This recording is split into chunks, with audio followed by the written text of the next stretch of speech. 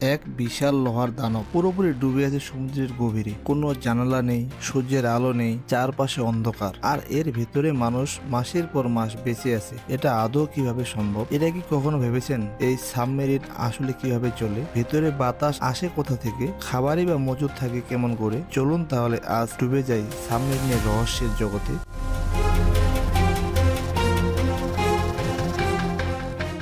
Submarine হলো এমন একটি জাহাজ যা পানির নিচে লুকিয়ে থেকে চলাফেরা করতে পারে। এটা অনেকটা পানির নিচে বাসা বাড়ির মতো, যেখানে মানুষ ঘুমায়, খায়, জিম করে দৈনন্দিন জীবনের সবগুলো কাজই করতে পারে। এমনকি এখানে বিনোদনের ব্যবস্থাও রয়েছে।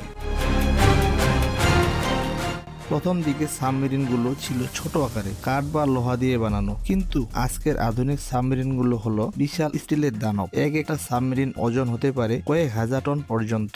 সাবমেরিন আসলে কিভাবে কাজ করে এটি একটি ভাবনার বিষয়। সাবমেরিনে তলে কতগুলো ব্যালিস্টিক ট্যাঙ্ক থাকে, এগুলোতে পানি প্রবেশ করিয়ে সাধারণত সাবমেরিনকে ডোবানো হয়। আবার ব্যালিস্টিক ট্যাঙ্ক থেকে পানি ছেড়ে দিলে সাবমেরিন উপরে ভেসে ওঠে। এটা অনেকটা মাছের মতো। মাছ যেভাবে নিজের শরীরের ভেতরে গ্যাস নিয়ন্ত্রণ করে ভেসে উঠে আবার ডুবে যায়।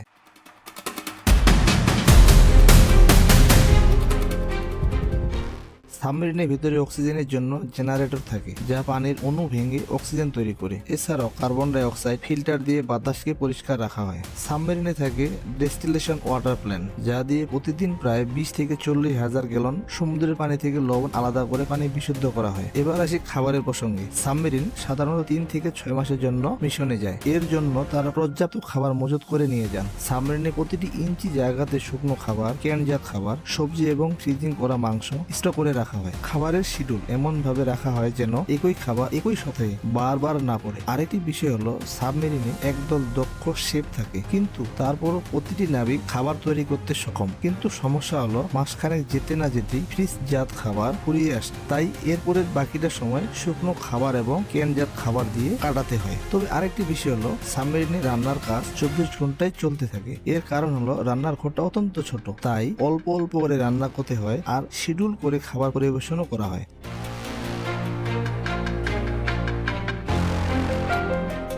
সাবমেরিনে ছোট ছোট করে প্রতিটি নাবিকের জন্য আলাদা আলাদা বিছানা থাকে। এক বিছানায় দুজন করে ঘুমাতে হয়, তবে একসঙ্গে নয়। একজন নাবিক ডিউটি শেষ করে আসে, আরেকজন নাবিক ডিউটিতে জয়েন করে। এভাবেই করে পালাক্রমে ঘুমাতে হয়।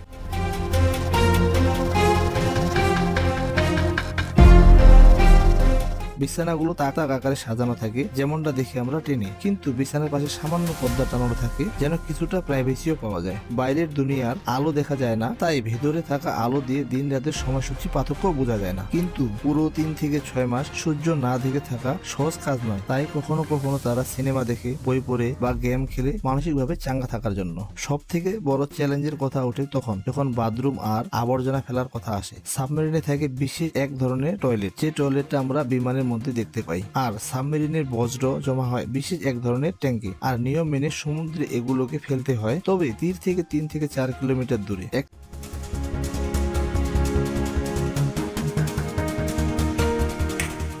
সাবমেরিন শুধু মেশিন দিয়ে চলে না, নাবিকদের একে অপরের উপর বুঝে চলা এর উপরই অনেক কিছু নির্ভর করে। এখানে রাজনীতি বা ঝগড়াঝাটি কোনো কিছুই নেই। আর হাঁটা চলা শব্দ যতটা পারা যায় কম রাখা হয়, কারণ এখানে সব সময় কেউ না কেউ ঘুমাচ্ছে। এখানে গোসল করার নিয়মও খুবই কড়া, একজনকে 3 থেকে 5 মিনিট সময় দেওয়া হয়।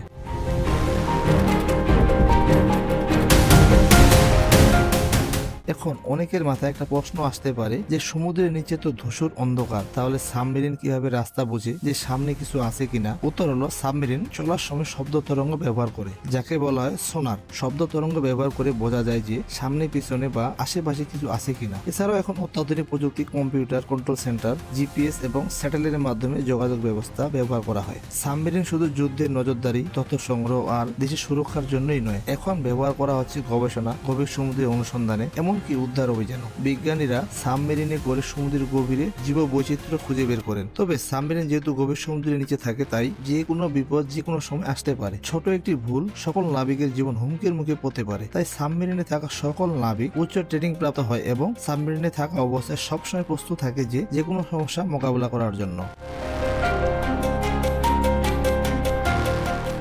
তো বন্ধুরা, এই ছিল আজকের ভিডিও। যদি সাবমেরিনে একদিন ঘুরে দেখার সুযোগ পাও তাহলে সাহস করবে কি কমেন্টে জানাতে পারেন, এবং ভিডিওটি যদি ভালো লাগে তাহলে লাইক দিন এবং বন্ধুদের সাথে শেয়ার করতে পারেন। আর হ্যাঁ, এখনো যদি আমাদের চ্যানেলটি সাবস্ক্রাইব করে না থাকেন তাহলে সাবস্ক্রাইব করে বেল আইকনের বাটনটি চেপে দিয়ে অল অপশন সিলেক্ট করে দিন, যাতে করে আমাদের নতুন নতুন ভিডিওগুলো আপনার কাছে সবার আগে পৌঁছে যায়। ভিডিওটি সম্পূর্ণ দেখার জন্য ধন্যবাদ।